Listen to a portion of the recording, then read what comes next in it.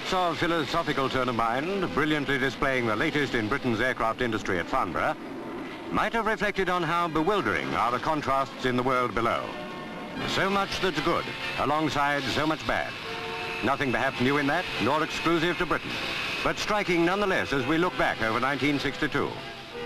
Certainly to the British aviation industry, an exciting year, with faster-than-sound passenger travel a big step nearer. Aviation's allied industry, the motor trade, had a lot to show, new and well-tried. But behind the glittering shop window, discontented labour bedeviled the industry, particularly at Ford. The huge plant has been slowed down time after time, sometimes halted. Even Ford's, warned the directors, could bleed to death.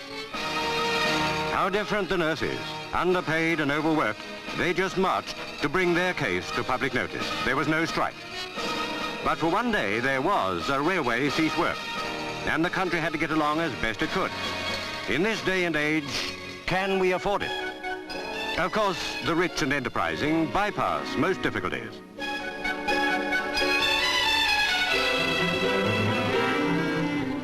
Independent of railways, one young man went to school by air, flown by an old boy. Prince Charles began public school life at Gordonstown, following in father's footsteps. Disturbingly, in '62, reappeared a public figure few expected to see again, Sir Oswald Mosley. His presence had the expected effect of provoking riotous behaviour.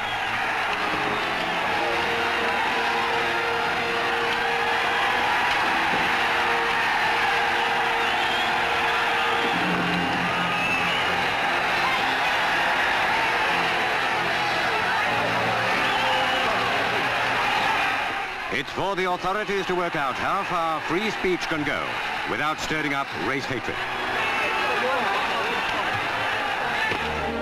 No racial trouble in Jamaica, whom Britain steered to independence. Princess Margaret represented the Queen, and the country became a free and full member of the Commonwealth.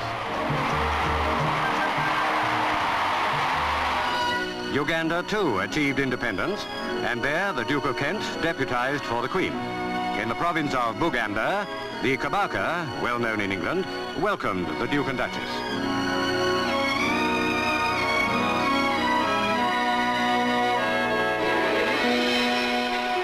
At home, rampaging nature thoroughly enjoyed herself in the stormy beginning of the year. Hong Kong was swept by the full fury of a Far Eastern typhoon. Nearly 200 people lost their lives. 75,000 were homeless. If baby Bulu, looking rather sorry for itself, doubted if this was the best planet to come to, small wonder. Too young to do the twist, but what a rage that became. Proof that the young ones know how to enjoy themselves.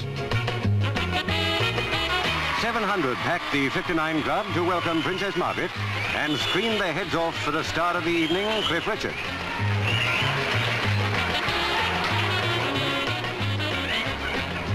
Some other young men let themselves go at Richmond. It was the hospital's rugby final.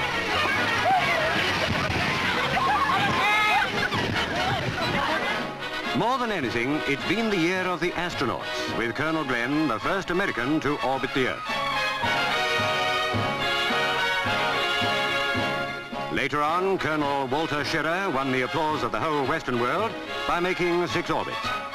Spaceflight being still in its infancy, the astronauts gamble their lives for the benefit of science and mankind.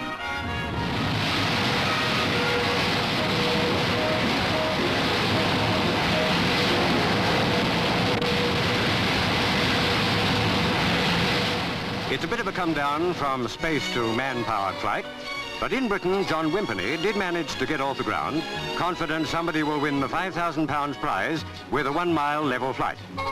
Already practical, the hovercraft made its commercial bow as a ferry between Rill and Wallasey.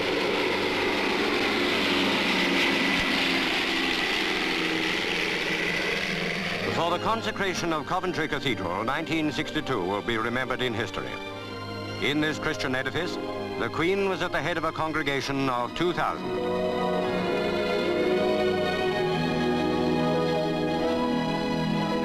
Edinburgh not only drew the cultured world to its festival, it staged the visit of King Olaf of Norway.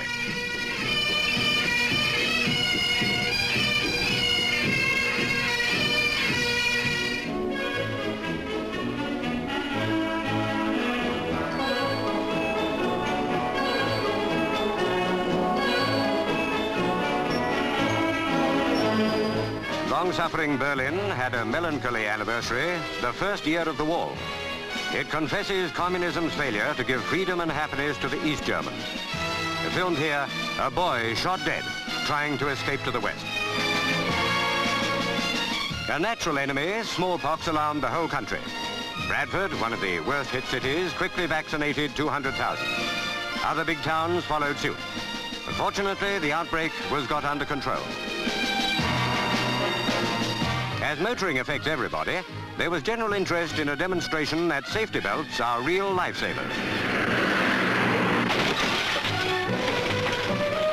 Donald Campbell, saved by a belt when Bluebird crashed, needed no convincing. What of other famous drivers in '62? Sterling Moss, racing at Goodwood, seemed all set for another win. Since Fangio retired, Sterling has been the sport's top personality. And then he crashed, his life in the balance for several weeks. What a relief when he was up and about again. Motor racing's marvel of the year is Graham Hill.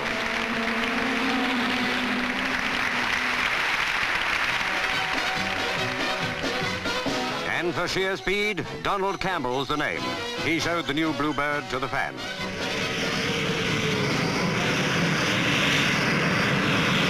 A glimpse of Ireland and three presidents together, Sean O'Kelly, Eisenhower and De Valera. What unexpected roles were played by India? First, the conqueror of Goa. Second, the victim of invasion herself by the Chinese.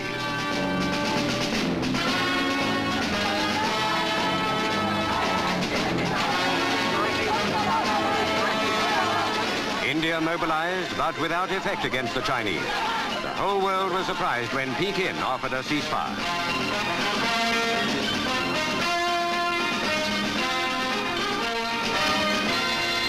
But it was Cuba, not India, that really jolted the world. US planes discovered that Russia was installing rockets on Castro's Island. American warships blockaded Cuba, and Russia took the missiles away. The Kremlin bluff was called, and for that, 1962 hailed President Kennedy as Man of the Year. Salute too, emerging after weeks in hospital, an earlier fighter for freedom, victorious this time over a broken thigh.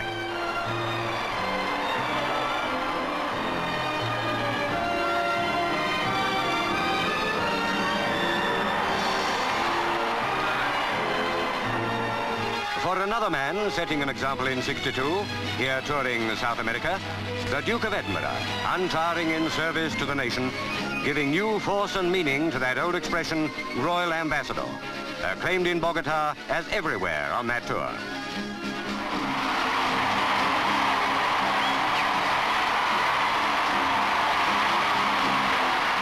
More recently, the Duke opened the Commonwealth Games in Perth. He saw that wonder sprinter Dorothy Hyman win 2 goals. Space allows us only a glimpse of the games. Chivalrously, we confine it to some of the girl gold medalists. Linda Ludgrove won the 110 yards backstroke and the 220.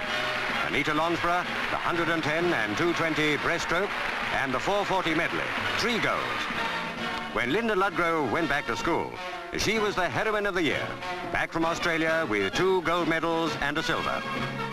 One young woman will never forget the year, 1962.